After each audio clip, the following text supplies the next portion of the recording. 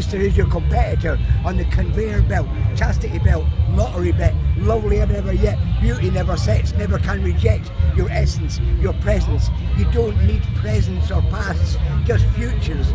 Your features are your teacher. Beware of preachers. Avoid creatures selling potions and lotions to improve your perception of who you are. Hey mister, you missed her, my sister. Religious twisters have twisted their minds against all womankind, pouring chemicals through her veins, programming her that she has no brain, breaking her feet with bondage shoes, poisoning her skin with pigments and hues.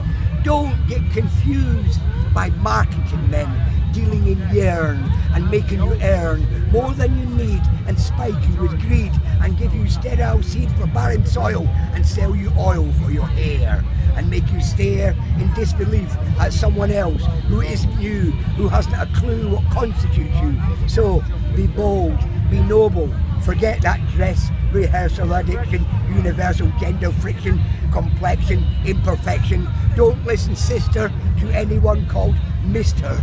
Not a sister, but a hamper who's put a damper on your ambition and use a partition of suppression of your divinity. Your connection to the mother makes your brother just another distraction, attraction, contraction, chemical reaction. Remember, pang of guilt, don't quit. The freedom is worth it, so no, don't quit. Learn to hit back at lack of respect and learn to reject suspects' advances. Learn old dances while patriarchy prances. Adopt stances more positive to branches of learning and yearning for pleasure. Discover your treasure without measure. Try passion flower by the hour, by the minute, by the moment. Watch out for human instinct. Don't become instinct in search of a thrill. It ain't in a pill or a potion. Try this notion. You are divine. You can't be mine, because property is a crime against humanity. Avoid adversity and perversity. Don't become a kitchen accessory. Don't be a bedroom necessity. Don't be someone else's fantasy. Be who you want to be. Be free of pressure. Don't measure your body. Don't compete. Don't deplete. You are complete. You are unique. Run from conceit. Walk down the street with a smile in your step and your shoulders back. Wear your clothes slack. Get the fashion monkey off your back. All that you lack is nothing at all. Walk tall. You are woman after all. Go to the ball, but don't wear glass slippers. Avoid jealous sisters. Don't get blisters from working out or working in domestic slavery. You need a medal for bravery to live in a century of so-called liberation, where permission is granted to sink to their level of equality. Be who you want to be. Be free. Be she. Don't listen to he, except when you want to be what you want to be. Just be what you want to be. Be she. Be free. See your destiny. There is more to this than a hand on your knee and flattery and femininity and perversity of purpose. Get out of the circus. Don't perform for ringmasters. Take off your ring. Let them bring the world to your feet. Know yourself. Don't let anyone judge you or measure you or treasure you like they discovered you, like you were lost and they found you and impound you on a pedestal. Yeah, don't let vanity affect your sanity. Don't listen to profanity directed at your body by someone whose agenda is different from yours. Don't buy cures for aging or slimming. Remember, winning ain't living. You are timeless, you are ageless, you are mother, you are no other but sister to the world. Don't let them pierce you or cut you or starve you into being someone you are not. Somehow they forgot how to see your beauty. They judge you in the swimsuit, they judge your very skin.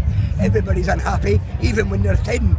Most people's problem is they're not someone else in this climate of dissatisfaction, counting fractions of ounces, fighting nature, fighting yourself, wearing one size smaller, wearing shoes to be taller, sell your breast for $1 and dance if you're able on top of a table so you're able to feed your baby, and later maybe go university where you can study perversity of purpose. Buy a rose, buy a razor, buy a chemical eraser, chemical shaver, paint your face, spray your body with UV base, join the race to the altar, but don't falter. Eyes on the prize, next to your thighs. Don't be a prize in anyone's game. Don't live with the shame of being to blame for your name that came from your father, not your mother or any other.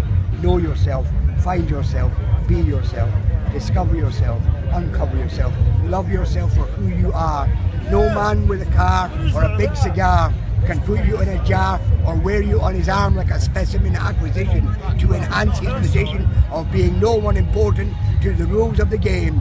It's all the same. They teach you shame, then offer you fame or a job on the board, and you think you've scored, but it's just an own goal, because jobs with the boys and your very own toys are just ploys to get you to play in their games, adopt their names, play power games in the playground with violence and silence that ends up where it began. Woman and man, Adam and Eve, would you believe? The bite of an apple, guess who to blame? Yeah, the game's the same, sisters in shame. A bite of an apple, sisters in shame. Original sin, sisters in shame. Pile on the guilt, spill the milk that they suck from your breast while they build you a nest and offer you beads and ignore your needs and train you to breed and fail to succeed till you have a need to rely on them. Yeah, them. You know them. And who need to control someone else, someone smaller, someone weaker, someone less able than their impotent lives, searching for wives to be obedient, to show to their mates that they've got what it takes to keep you in your place. And a pedestal is as much a prison as any small confined space. Yes, a pedestal is as much a prison as any small confined space. Yeah,